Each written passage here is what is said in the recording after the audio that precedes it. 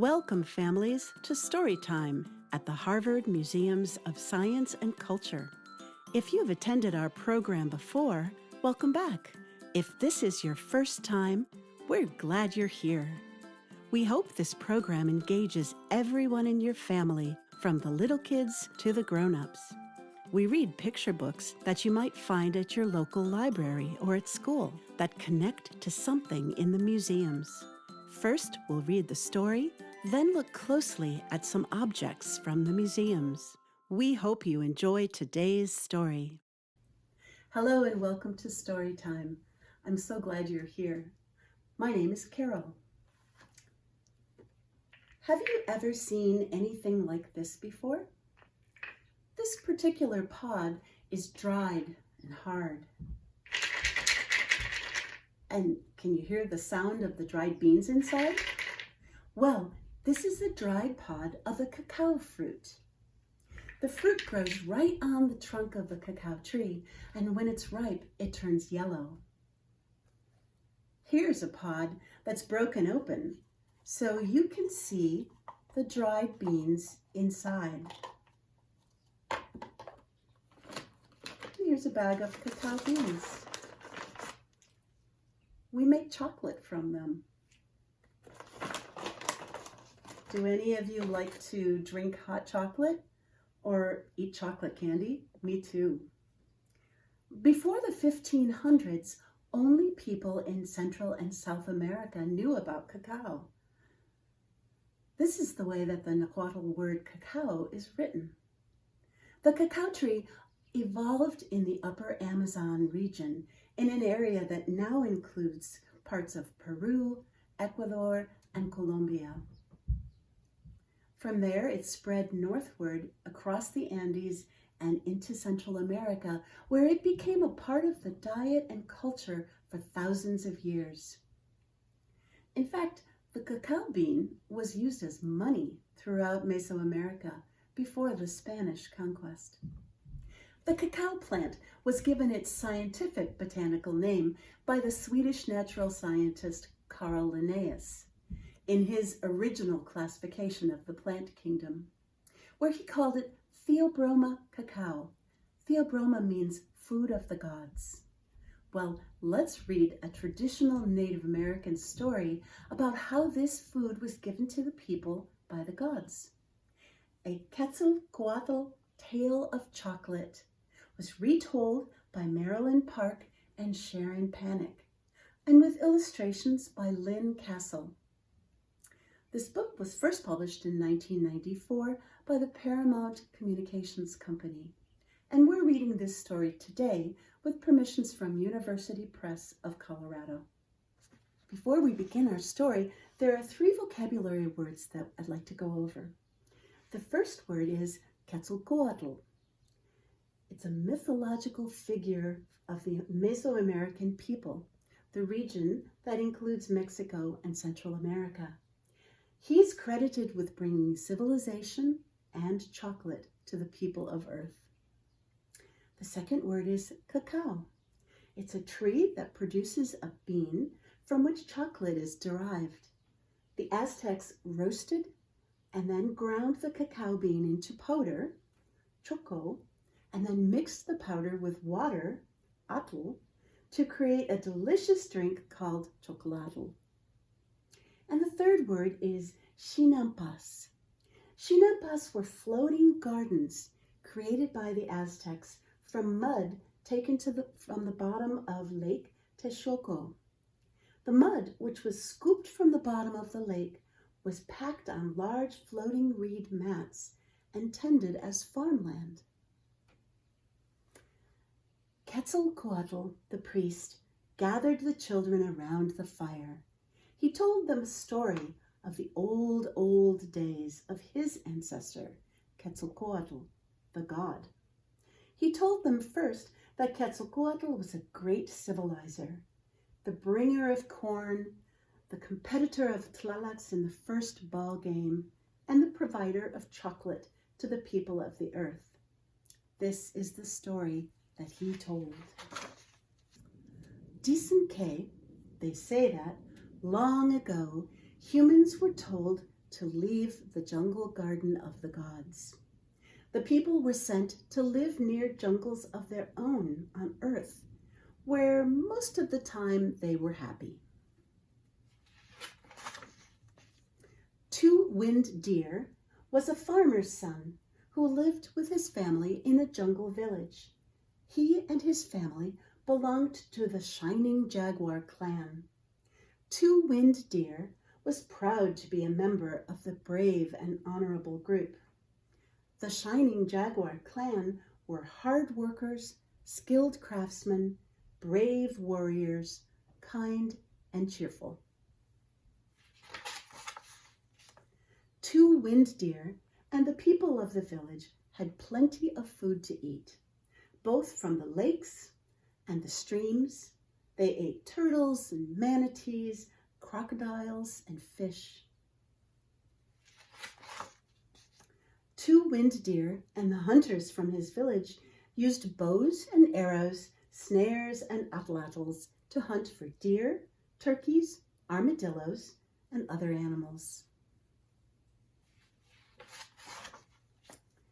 Sometimes the hunters used blowguns with pellets to shoot ducks and pigeons and quail as they flew through the air. In their chinampas, village farmers grew corn, beans, squash, melons, sweet potatoes, fruits, and other vegetables. The villagers always had plenty to eat. Now, the people who lived on Earth were unhappy about one thing. In the gods' jungle garden, they had cacao, a tree from which a special chocolate drink was made. Chocolate was served from a splendid turquoise and clay vessel known as the chocolate pot. The people on Earth missed their special chocolate treat. The lords, nobles, and priests all agreed with the people of the earth. They too craved their special chocolate drink. So the lords, nobles, and priests came together in the sacred temple on the great plaza. They met to form a plan. Here they are, meeting to form a plan. At the same time that the priests and the lords and the nobles were meeting in the temple, Two-Winged Deer and his pet monkey were playing ball nearby. Two-Winged Deer gave a mighty toss and accidentally threw his rubber ball across the plaza and into the sacred temple. Monkey scampered after the ball while Two-Winged Deer quickly followed. Once inside the forbidden place, Two-Winged Deer found the lords, nobles, and priests in a serious conversation. Life was good in the jungle garden, the chief priest said to the others. We had all the cacao we ever wanted. Our people miss chocolate. The others thought and sadly shook their heads. From the corner where he was hiding, Two-Winged Deer said, without thinking, Quetzalcoatl might help us. When we lived in the jungle garden, my family sat under the cacao tree, where Quetzalcoatl let us drink chocolate from his golden goblet. Sometimes we mixed the chocolate drink with maize flour. I liked the drink best with honey, but my father liked his chocolate with chili.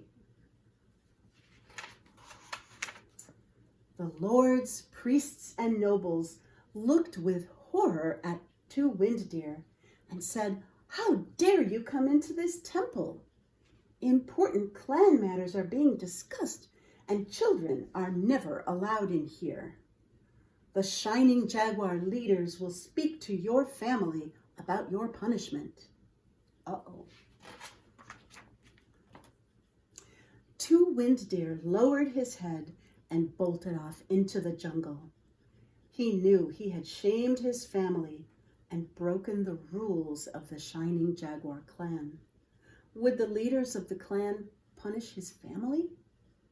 As Two Winged Deer ran, he didn't pay attention to the shy Quetzal bird sitting in the tree. He didn't notice the coatimundi who crossed his path. The squawks of the green parrot and the colorful toucan were of no interest to him. Two Winged Deer was ashamed. Two Winged Deer wandered farther and farther into the jungle, where he was frightened by the strange night sounds. Two Winged Deer longed to go home, even though he knew he would have to face his punishment. But where was home? Two Winged Deer was lost. Two Winged Deer began to cry. Suddenly, he felt a warm and gentle hand, the hand of his pet monkey. Two Winged Deer turned to the monkey and started to scold him. "Monkey, this is all your fault. I'll never find home, and even if I do, I will live forever in disgrace." Monkey hugged Two Winged Deer and gently took him by the hand. He led him to a special place.